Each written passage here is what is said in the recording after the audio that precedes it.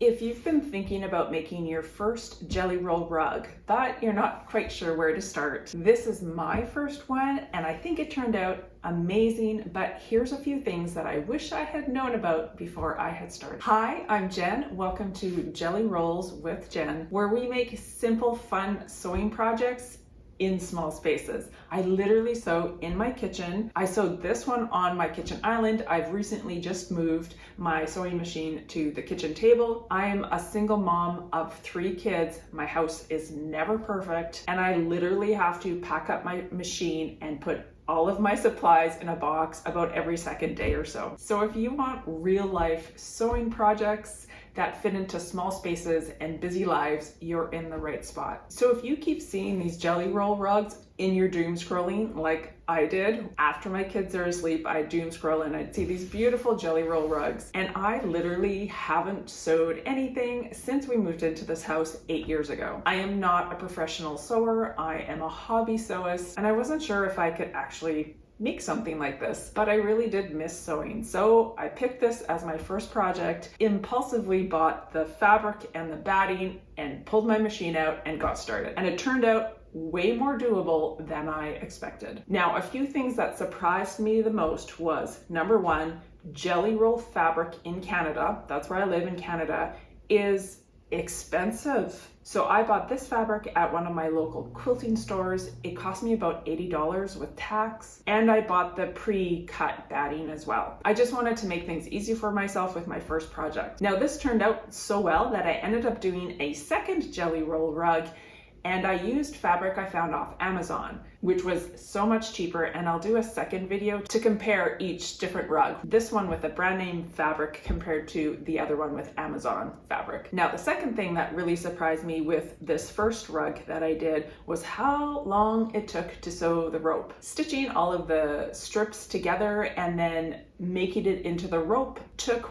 way longer than I thought. And it also surprised me that I actually enjoyed it. It was kind of a no-brainer thing. I listened to an audiobook while I was doing it, and it was sort of meditative. And I definitely enjoyed it more than just doom scrolling on my phone. I really actually enjoyed this process. It was keeping my hands busy with an easy, repetitive task while my mind was on a really good audiobook that I'd been meaning to listen to for a while. And what also surprised me was how heavy it ended up getting in the machine. So just keeping everything flat, I had to build up the surface of this kitchen island to match my sewing machine. And I just used some old board games that we had and miscellaneous boxes to build this up to make sure this was all flat, because sewing these curves really is challenging, but I actually didn't struggle with it as much as I thought I would. You'll see many people's first jelly roll rugs will have the wave in it, and for whatever reason, beginner's luck, I actually didn't really struggle with it on my first one.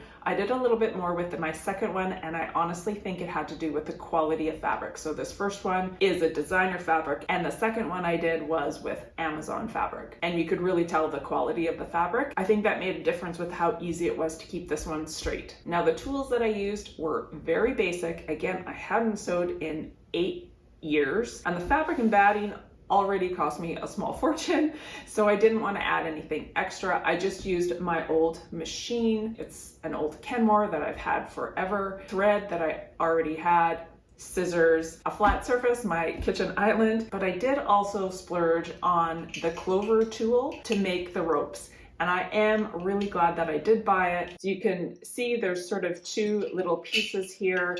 They come apart and you feed the jelly strip roll through there and it creates the fold for you right away. It was super easy. Very, very cool tool. I think you could also use it for binding too if you wanted. So really I just used what I had. The only extra things that I bought was a specific jelly roll fabric. I did buy the pre-cut 2.5-inch batting and the clover tool. Now, a few mistakes that I made because I am not a professional, and this is the first time I've ever done something like this. So on all of the other tutorial videos that I had watched to get started, I had seen a lot of recommendations on really ironing and pressing in the beginning to get your curve straight. And so I really ironed the heck out of the first few corners, and I almost kind of wish that I didn't, because you can see the further out you go, the puffier the rug gets, whereas close in the middle where I had really steamed it and pressed it so it would stay flat in the beginning, it's actually sort of flatter, and I wish I kind of hadn't have pressed it quite so much, because I think with this fabric it would have been just fine if I had just done it without steaming or pressing it. The other mistake I made was going way too fast.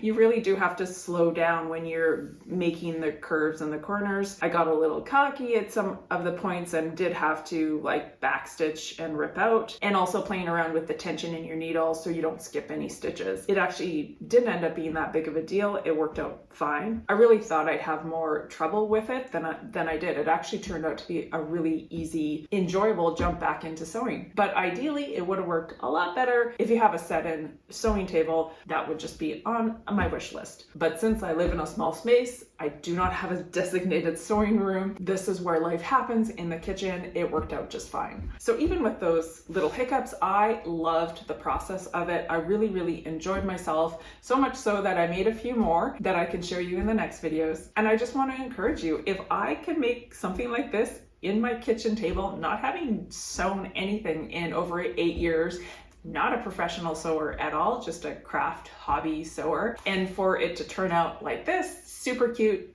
I put this in my daughter's room. She loves it. You can try something like this too. You can totally do this project. So if you've been thinking of making your first jelly roll rug, this is your sign to go ahead and do that. Let me know in the comments if that's you, if you've been thinking about doing your first rug. And if you'd like a tutorial on any of this, I can for sure put together something for you, like the beginning process of starting that spiral. That was really challenging to figure out, as well as I'd also love to show you a side-by-side of the designer fabric jelly roll rug versus the jelly roll that I got just off Amazon. I can compare those two for you so you don't have to break the budget either. So keep sewing, and we'll see you in the next video. Okay, bye.